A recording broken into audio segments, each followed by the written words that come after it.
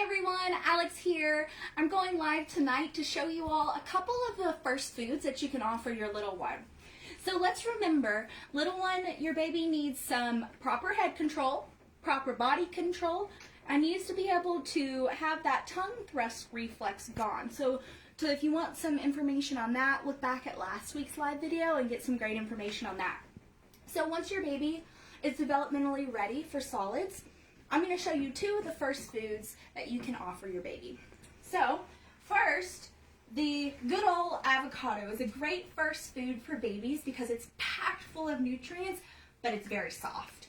So some moms like to do what's called a baby-led weaning approach, and some moms like to do more of the conventional approach of purees. So what's the difference? The difference with baby-led weaning and conventional feeding is that in baby-led weaning, you typically offer the baby the food, and they decide how much to eat or if they want to put it in their mouth. Parents decide when and what, but the baby decides how much. So I'll show you an example of how to use an avocado for both baby-led weaning and conventional feeding. So first, you want to make sure you've got a real nice soft avocado. So if you're going to do baby-led weaning, you want a piece of food that is soft enough for baby to be able to mush between their gums because they don't have teeth yet. So for example, if you take a piece of food and you can mash it between your tongue and the top of your roof, it's soft enough for your baby to eat. You also want to make sure the food is at least the size of your finger.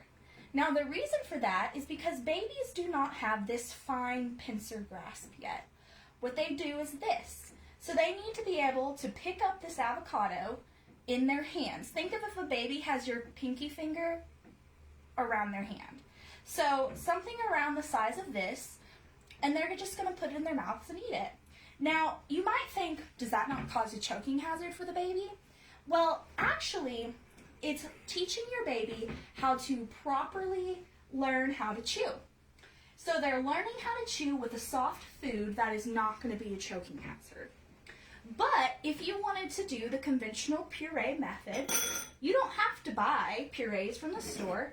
You can easily just put this in your bowl. You can mash it up. And if it's too thick for you, you can add a little bit of water, formula, or breast milk. And what you can do, you can spoon feed it to your baby, or as I said previously, purees are just another texture, and you can still follow baby-led weaning with purees. What you can do is you mash this avocado up if you're still nervous about giving your baby a slice of avocado, and you can preload it on a baby spoon. So don't give them a fork, but this is just an example. You preload it on a spoon, you set it down in front of baby, and they will learn how to pick it up. And typically you want one of those baby spoons that has a real big handle, so that way they can grab it easily, and then they're going to be the one to put it in their mouth. Or you can just leave it right in the bowl, and they can use their hands to eat it. So that's what you can do for an avocado. Another popular first food is bananas. Now, we do want to be careful with bananas, and the reason I say that is because anything that is circular like this, hot dogs, bananas, things like that, this can get caught in your baby's windpipe and can cause them to choke. So this would be a choking hazard. So what you want to do is you just want to cut it, like I said, about finger length. So you cut this banana in fourths, and that way your baby can easily pick up this spear. They can hold it, and then they can easily munch on it without you having to worry that they're going to choke, because it's small enough that it's not, if they do swallow a big piece, it's not going to get caught in their windpipe. But again, if you do not prefer this method and you prefer to do the conventional pureed method, you can easily put it in a bowl, mash it all up, or put it in a blender, whichever one. I think it's easier just to use a fork. And then once you get it to the consistency you want by either mashing it by itself or adding some water or formula or breast milk to kind of make it a little bit thinner, You can feed it to your baby that way, or like I said, preload a fork or spoon, put it on the table, let your baby pick it up, they'll put it in their mouth, or simply just let them put their whole hand right in the bowl and put it right in their mouth. So these are a couple examples of some first foods that you can feed your baby.